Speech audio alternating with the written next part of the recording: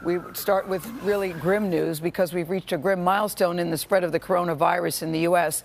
The nationwide death toll has now topped 1,000 people.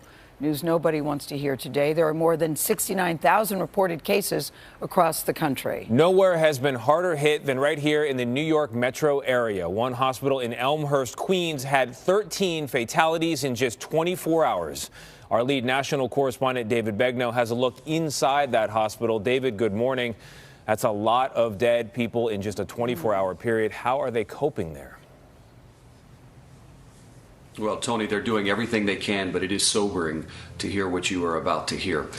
If New York is the epicenter of the coronavirus crisis in the U.S., Elmhurst Hospital is really the epicenter within the epicenter. You're about to hear from an emergency room doctor who sent a video and an interview to the New York Times and essentially said, I don't care if I get in trouble for talking to the media, because the world needs to know what we are dealing with in here. I don't have the support that I need and even just the materials that I need physically to take care of my patients. That's Dr. Colleen Smith. She gave the New York Times a look inside Elmhurst's emergency room. All the patients in this room, all the feet that you see, they all have COVID. Today is kind of getting worse and worse. We had to get a refrigerated truck to store the bodies of patients who are dying. The frustrating thing about all of this is it really just feels like it's too little too late. Like we knew it was coming. Dr. Smith says they have been scrambling to get more ventilators. 5 ventilators.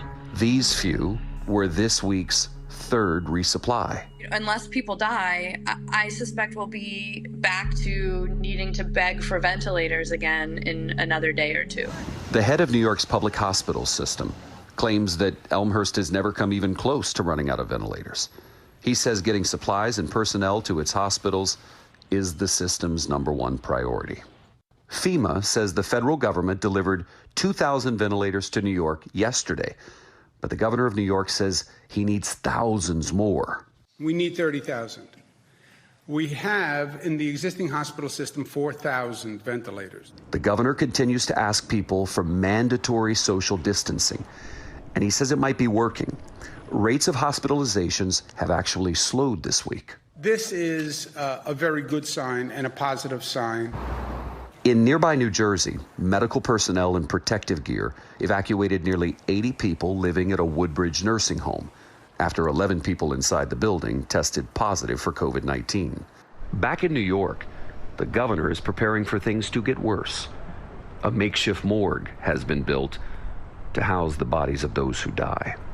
Leaders in various offices saying things like, we're going to be fine, everything's fine.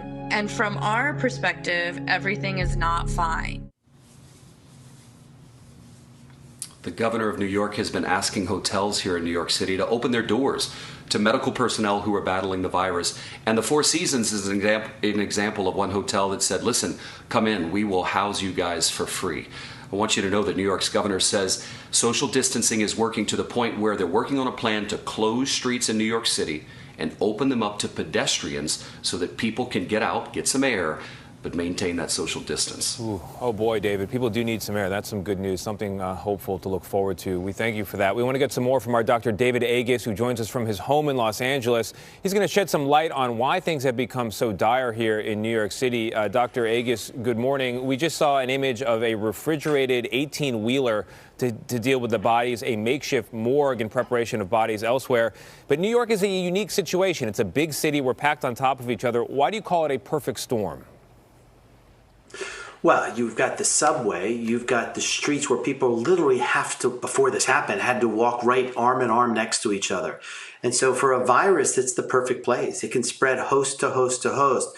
You breathe, someone walks by, you breathe in those droplets, and it really was, a perfect place to spread.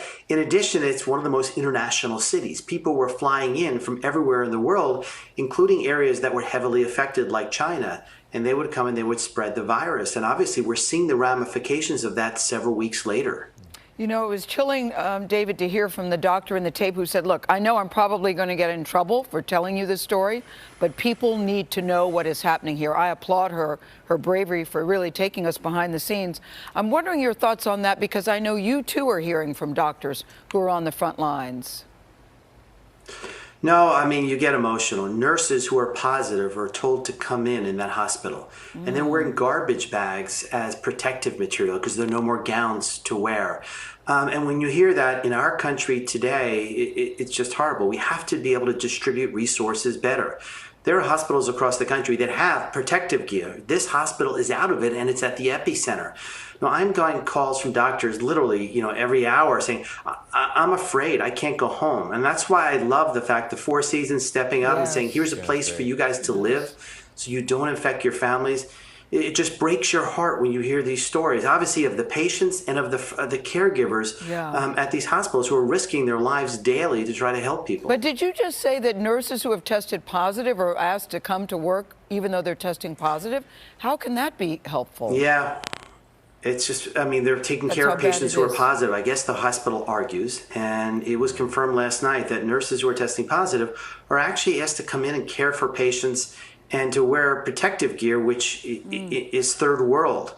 This is a war zone, and what people don't understand when they talk about this. If you walk through the wards of the hospital, there are patients lying on gurney. You talk about privacy. There's no curtain. They're just patients lying on gurney. People, everywhere, just waiting for the hope that they can be seen. When someone is sick and admitted to a hospital, it's a 7 to 10 to 14-day stay. And so once a bed is occupied, that bed is occupied for weeks. Then you have to figure out another bed and another bed. And once you start to reach critical mass, patients just pile up. We have to figure out a better way of dealing with these epicenter places with resources. I know, and I know people are always trying to figure this out. Thank you very much, David.